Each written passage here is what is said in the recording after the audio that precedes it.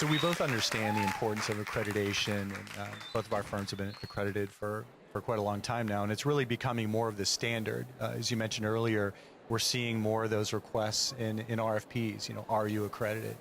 Accreditation does so many things for the end user and certainly for our firms. As we look at information security and threats of cybersecurity and data theft and things like that, and as we look at compliance, so we talked about compliance and regulatory compliance and how important that is, verification standards, being sure that those folks that go out to the courthouses for us are well trained and vetted, things like that. And we have really best business practices and always the end user at mind. I mean, what are some of the things that you feel are important, or what are some of the great takeaways that our clients or end users receive from an accredited background screening firm?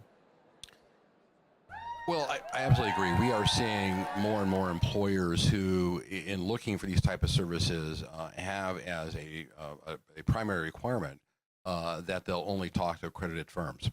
And I think employers recognize the value of some sort of uniformity in process and procedure and some sort of outside audit of a firm's professional commitment to the key aspects of accreditation. So accreditation obviously covers data security, it covers business operations, it covers FCRA compliance, it covers a number of subjects that are absolutely critical. And before there was the National Association of Professional Background Screeners, NAPBS, and the accreditation program, background screening really was the Wild West. I mean, anyone could set up a sign and say, we be background screeners.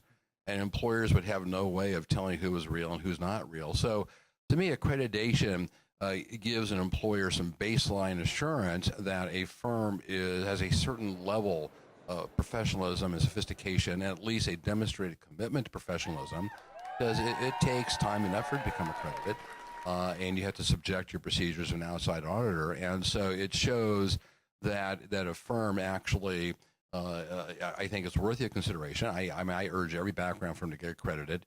It's good for the entire industry because it just takes one firm that doesn't do something right to generate a lawsuit and a bad headline and some bad publicity, and then background firms and employers everywhere could suffer the consequences. So the accreditation process, I think, is a process that has firms looking very closely at their processes and their procedures, their documentation, their training, and it makes a firm a much better firm. And from a viewpoint of an employer, there's really no reason not to use a firm as accredited. Now, it doesn't mean that every accredited firm does everything perfect. It doesn't mean that a firm that's not accredited is not good. That doesn't necessarily lead to either conclusion, but at least with accreditation, an employer knows that this firm has spent substantial time and resources looking at themselves very closely, making sure that they adhere to a high professional standard. And from an employer's viewpoint, there is no reason to use any other firm than a firm that's accredited. So we do urge every background firm to get accredited, and that employers need to understand the value of accreditation and what it represents, the commitment that it represents to professionalism. And that's why we think it's so important. It's amazing what accreditation does for your firm internally. As you really look at operations, you look at standardizing processes and, making a repeatable process, things like that. And also measuring things. Measure all the processes, all the business processes throughout the background screening process. You can really take a look at errors or acceptable limits of errors and things like that. And it's great, too, to have a measurement of, I think, customer service and quality. That's one thing that's not built directly into accreditation, but having some type of quality measurement or quality standard, doing periodic reviews, with your clients, or, customer sat surveys and things like that. We're asked more and more about, customer satisfaction. What's your customer satisfaction rating? What do you do? How do you measure customer satisfaction? I think that's important, and it kind of goes hand in hand with accreditation itself. And absolutely, and I've talked to a number of firms that have been accredited at the NAPBS conference, and the figure, I'm very pleased to note, is now at 15%. It should be higher. We would hope that a lot more firms become accredited. And every firm that I've talked to, and I've talked to a number of firms, I've gone through the accreditation process, every firm has reported back that no matter how good they were or they thought they were before accreditation has made them better. The process of reviewing yourself closely, of having to look at the audit criteria. There's 6 standards. There's 58 audit criteria. Each of the 58 audit criteria in turn are broken down with a number of sub-criterias. And by the time you go through that process, you just become better. You become more aware. There's more documentation. The whole team is involved. So you can take a firm that's already a great firm, and accreditation makes them even that much better.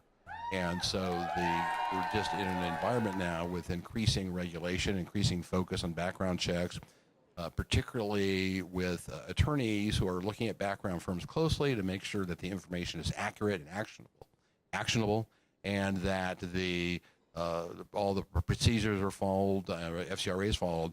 Accreditation is such a valuable tool to help an employer evaluate the various background firm options that they have. And I think accreditation is going to grow internationally. We have, certainly we have chapters in Canada and APAC and in Europe.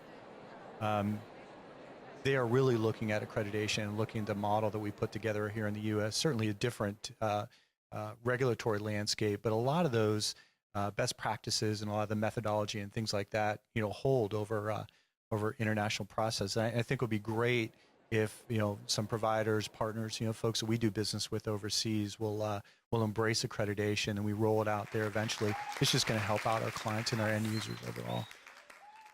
Well, and international is the next new frontier for employers. We're finding that with the globalization of business, that borders are no longer a barrier to employment. That people are constantly either hiring people who have spent time outside the United States. Notice I don't say from another country because we don't want to identify anybody by national origin, ethnicity, or country of birth, but we say a person has spent time outside the United States or an employer is setting up an office overseas. There's, by some measures, some 248 political type entities around the world. And you take a look at how complex screening is in the United States, you multiply that by 248 other countries. Every country is an adventure. And so for employers that are having global issues, this whole process of being able to have some sort of standardization on a global level is critical as well. So I know you personally have had a great impact and put in a lot of efforts and are responsible for the growth of NAPBS internationally and developing some international professional standards, and which has been a great help to the background industry and employers. And that's going to be, I think, the next adventure that as an industry we have is how do we help employers navigate the waters internationally.